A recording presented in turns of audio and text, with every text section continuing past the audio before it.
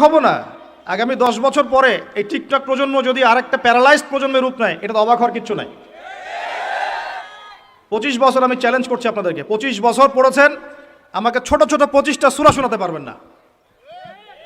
আর 25টা সূরার অর্থ যদি জিজ্ঞাসা করে প্যান্ট গিলা হয়ে যাবে। ধিক্কার আপনার পড়াশোনার উপরে, লজ্জা আপনার জন্যে, লজ্জা আপনার জন্যে, ধিক্কার আপনার পড়াশোনার উপরে। থুতু নিক্ষেপ করতে হবে আপনার সার্টিফিকেটের উপরে। আমার কথায় মন খারাপ করবেন না।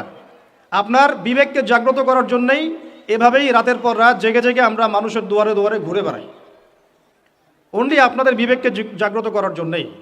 ওয়াল্লাহি এছাড়া অন্য কোনো স্বার্থ আমাদের নাই। ধিক্কার আপনার সার্টিফিকেটের উপরে, যে সার্টিফিকেট আপনাকে 25 বছরে 25টা হাদিস শেখাতে ব্যর্থ। 25 জন নবীর নাম আপনি জানেন না, নবী সাল্লাল্লাহু আলাইহি ওয়াসাল্লামের 10 জন 11 জন স্ত্রীর নামও জানেন না, জান্নাতের সুসংবাদ প্রাপ্ত 10 জন সাহাবীর নাম ঝরঝরা করে বলতে পারেন না। নুরানির বাচ্চারা যে কয়েকটা হাদিস জানে সেই হাদিস আমরা জানি না। আমরা ইস্তেঞ্জার আদব জানি না, কথা বলার আদব জানি না, চলাফেরা ওঠা বসার আদব জানি না, মসজিদের আদব জানি না, মাহফিলের আদব জানি না।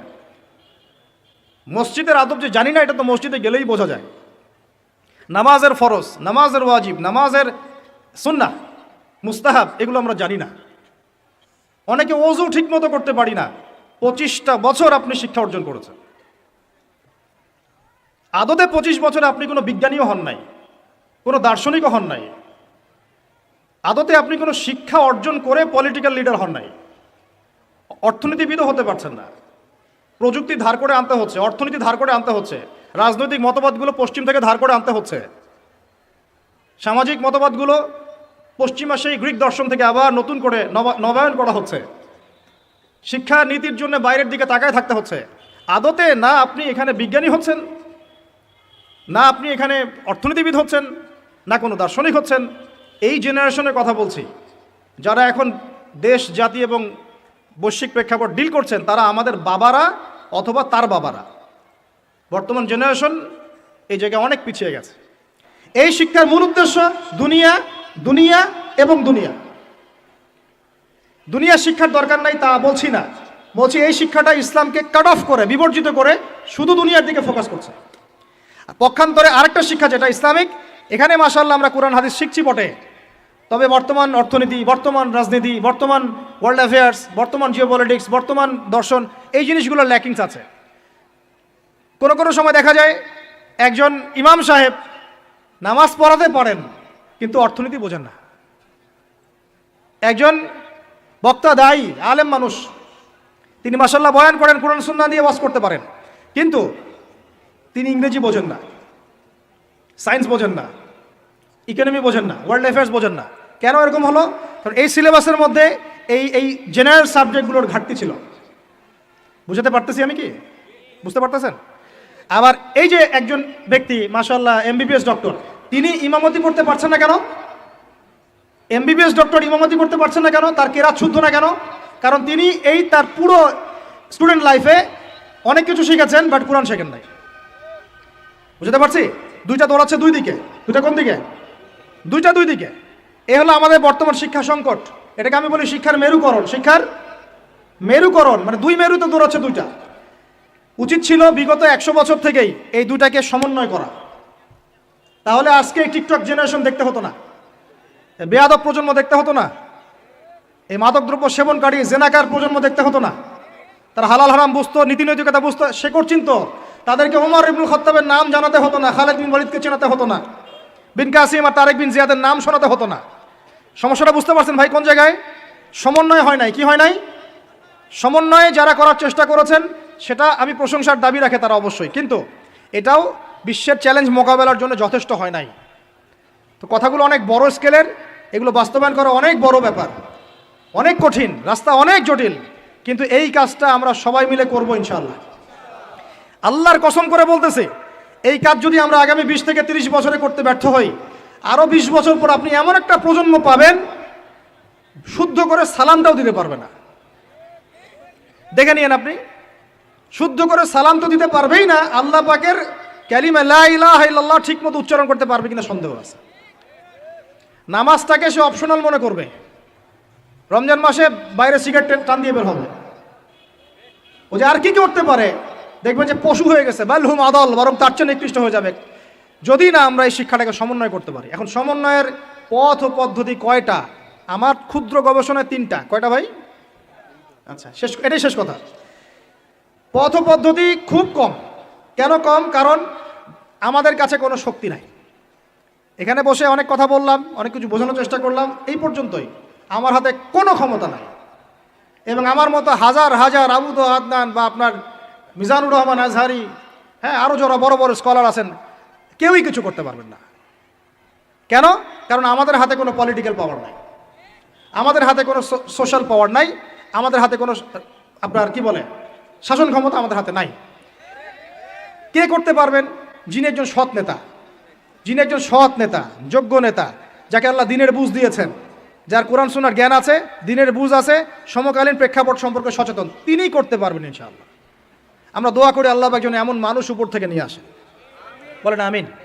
আল্লাহ পাক এমন মানুষ উপর থেকে নিয়ে আসে, এরকম যোগ্য মানুষদেরকে আল্লাহ পাক উপরে নিয়ে যান। কেন পারবেন? উপর থেকে ঢেলে একটা শিক্ষানীতি চালু করতে পারবেন, তিনি মানুষকে ফোর্স করতে পারবেন, এই শিক্ষানীতির উপর আমার জাতি চলবে, যেখানে জেনারেল শিক্ষা, ইসলামিক শিক্ষার একটা সর্বোচ্চ সমন্বয় থাকবে। এরকম কোনো নেতা আসলে পরে প্রত্যেকটা স্কুলে, প্রত্যেকটা কলেজে, প্রত্যেকটা বিশ্ববিদ্যালয়ে ইনশাআল্লাহ দেখবেন ইসলামিক শিক্ষা ঢুকে গেছে ইনশাআল্লাহ। একই সাথে প্রত্যেক মাদ্রাসায় বর্তমান যুগোপযোগী জ্ঞানগুলো ঢুকে যাবে ইনশাআল্লাহ। তিনি পারবেন সবাইকে এক টেবিলে বসাতে। এটা আমার আপনার সাধ্যের মধ্যে নাই, কিন্তু আপনাকে পথ দেখাতে পারবো। কি দেখাতে পারবো? তো বলতে পারবো যে কিভাবে হলে সম্ভব হতো। এটা একটা বিশাল জিনিস। এই জায়গা থেকে যদি শক্তি না আসে মুসলিমদের, নিচু লেভেলে আপনি যত কাজই করেন এটা সাস্টেন করবে না। এটা একটা পথ। যদি আমাদের উপরে এমন কোনো নেতৃত্ব আসে যারা প্রত্যেকটা শিক্ষা ব্যবস্থাকে ঢেলে সাজাতে পারবে, ইনশাআল্লাহ জাতিকে বাঁচানো সম্ভব, এখনো সম্ভব, আযাব আসার আগেই বাঁচানো সম্ভব।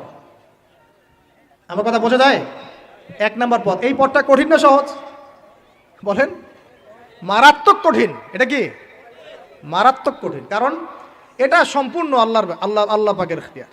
কারণ কুলিল্লাহুম্মা মালিকাল মুলক তুতিল মুলকা মান তাশা ওয়া তানজিউল মুলকা মিম্মান তাশা। আল্লাহ পাক হচ্ছেন ক্ষমতার অধিকারী, যাকে ইচ্ছা ক্ষমতা দেন, যার ইচ্ছা কেড়ে নেন।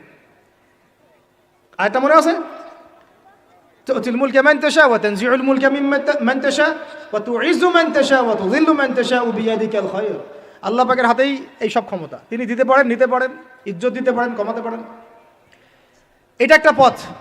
এই পথটা যদি আল্লাহ পাক আমাদের জন্য উন্মুক্ত করে দেন কোনোভাবে, বা যারা আছেন তাদের মতো ওই বুঝটা দান করেন, তাহলে এই জাতিকে বাঁচানো সম্ভব, উপরের লেভেল থেকে বাঁচানো সম্ভব। কেন?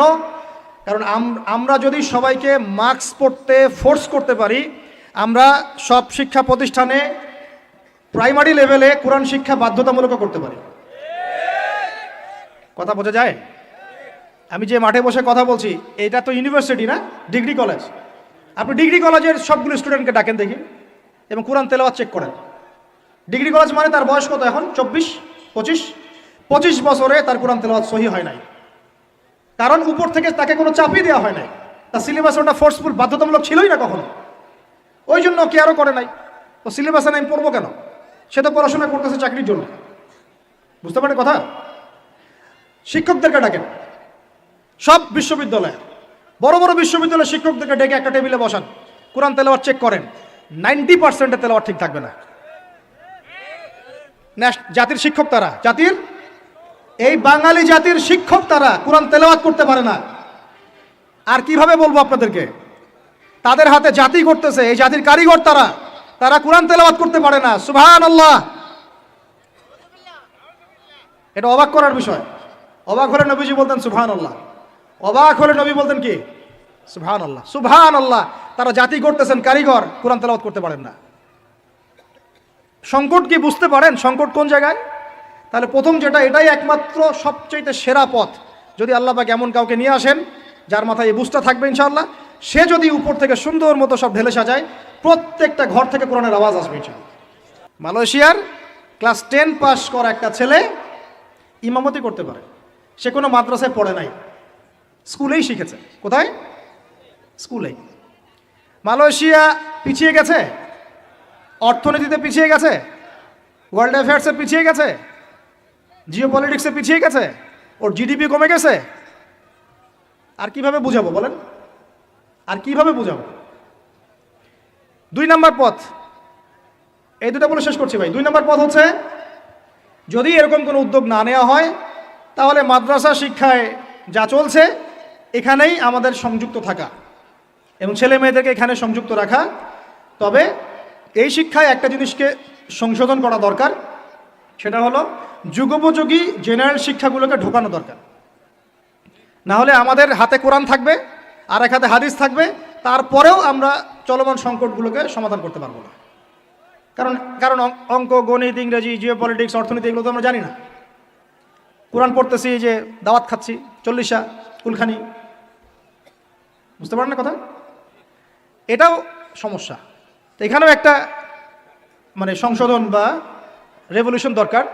এটা নিয়ে ওলামায়ে কেরাম বুঝবেন, তারা বুঝবেন। এটা আমাদের পক্ষ থেকে জোরালোভাবে কিছু বলা যাবে না। ওলামায়ে কেরাম তারা বসে পরামর্শ করে একটা সিদ্ধান্তে আসলে তারপরে জেনারেল উপকারী সাবজেক্টগুলোকে ঢোকানো যেতে পারে, তাহলে একটা সলিউশন হবে। তখন কি হবে যে আচ্ছা ঠিক আছে, ওইটা না হয় পুরোই সেকুলার হয়ে গেল, আমরা অ্যাটলিস্ট ইসলামিক শিক্ষার সাথে থাকলাম, এই তো। আর 3 নম্বর যেটা, যে নতুন নতুন শিক্ষা প্রতিষ্ঠানগুলো বিভিন্ন জায়গায় যদি গড়ে তুলতে পারেন, যেখানে নতুন করে আপনি সিলেবাস প্রণয়ন করতে পারেন, জেনারেল শিক্ষা এবং ইসলামী শিক্ষার সমন্বয় থাকবে, একদম প্লে গ্রুপ থেকে শুরু করে বা নুরানি থেকে শুরু করে মাস্টার্স পর্যন্ত, দাওরা হাদিস পর্যন্ত গ্র্যাজুয়ালি আমার ছেলে মেয়ে পড়াশোনা করবে। সে মাশাল্লাহ জেনারেল সাবজেক্টও শিখবে, ইসলামিক সাবজেক্টও শিখবে, হাফেজও হবে, এদিকে মাশাল্লাহ এদিকে মাশাল্লাহ ভালো করবে, ডক্টর হবে মাশাল্লাহ, হাফেজও হবে, পাইলট হবে, ইঞ্জিনিয়ার হবে মাশাল্লাহ, এদিকে দেখা যাবে সে ফকিহ হয়ে গেছে মাশাল্লাহ। তো এটা নতুন করে করা সম্ভব। এই কারণেই আমি আমার কনফিডেন্স থেকে বলছি, খয়রুল কুরুন, সবচেয়ে শ্রেষ্ঠ যুগে এভাবেই মানুষ শিখেছে। খয়রুল কুরুনে কোনো বিশ্ববিদ্যালয় ছিল না, কোনো স্কুল কলেজ এগুলো ছিল না। একজন ছাত্র একজন আলেমের কাছে গিয়ে কোরআন হিফজ করতেন, হেফজ শেষ আরেকজনের কাছে আরবি ভাষা শিখতেন, শেষ আরেকজনের কাছে গিয়ে নাহু সরফ শিখতেন, শেষ আরেকজনের কাছে উসুল শিখতেন, আরেকজনের কাছে ফিকহ শিখতেন, তারপরে গিয়ে অন্যান্য সেক্টরগুলোতে চলে যেতেন। তাদের ভিত্তির উপরে এই সভ্যতা দাঁড়িয়ে আছে। তো এটাকে নতুন করে আবার চালু করা সম্ভব নতুন নতুন প্রতিষ্ঠান গড়ে তোলার মধ্য দিয়ে। তবে কাজটা বলার চেয়ে করা কঠিন, কারণ আমাদের মধ্যে অনেক সমস্যা। আমরা সবাই তাকায় থাকি মানুষের দিকে, সে করবে আমি গিয়ে ভোগ করব। যদি আপনার সন্তানকে নিয়ে এতই ফিকির থাকে যে আমার সন্তানের ভবিষ্যৎ নিয়ে আপনি এতই চিন্তিত থাকেন, তা আপনি কেন একটা মাদ্রাসা করতেছেন না, বা আপনি কেন একটা স্কুল করতেছেন না, বা আপনি কেন শিক্ষার সমন্বয় নিয়ে কথা বলছেন না, ভাবছেন না? আপনি কেন আপনার অর্থ কোরবানি করছেন না, কেন আপনার জায়গা কোরবানি করছেন না? এই উম্মার সব দায়িত্ব কি গুটি কয়েক মানুষের উপরেই? বলেন, এই উম্মতের সব দায়িত্ব কি গুটি কয়েক মানুষের উপরেই? এই কয়জন মানুষ আপনাকে কি করতে পারবে? আমাদের হাতে কি করার ক্ষমতা আছে? সর্বোচ্চ বলা ছাড়া কিচ্ছু করার ক্ষমতা নাই। আর আপনাকে চিন্তা করতে হবে আপনার সন্তানের ভবিষ্যৎ কোন দিকে নেবেন, কোন প্রতিষ্ঠানে পড়াবেন, কোন সিলেবাসে পড়াবেন, নাকি নাস্তিক বানাবেন। মনে রাখবেন, মানুষ মরে গেলে তার আমলনামা কেটে যায়। ইল্লা সালাস, 3টা চালু থাকে, সাদাকায়ে জারিয়া। প্রথমটা সাদাকাতুন জারিয়াতুন, সদকায়ে জারিয়া। এরকম প্রতিষ্ঠানগুলো এবং এই রেভলিউশন ইলমি মেহনতগুলো প্রত্যেকটাই সদকায়ে জারিয়া হবে ইনশাআল্লাহ। 2 নম্বর কি? ওয়ালাদুন সালেহ, নেককার সন্তান। তো নেককার সন্তান কখন তৈরি হবে? যখন এরকম প্রতিষ্ঠান গড়ে তুলবেন তখনই তো।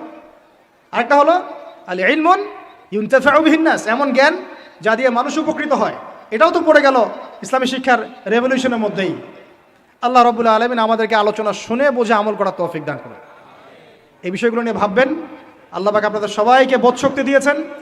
ইসলাম কার উপর চাপিয়ে দেওয়া ধর্ম নয়, আমরা শুধুমাত্র বলে গেলাম। যাচাই করে হককে হক মেনে, বাতিলকে বাতিল মেনে আমল করার দায়িত্ব আপনার। আল্লাহ রাব্বুল আলামিন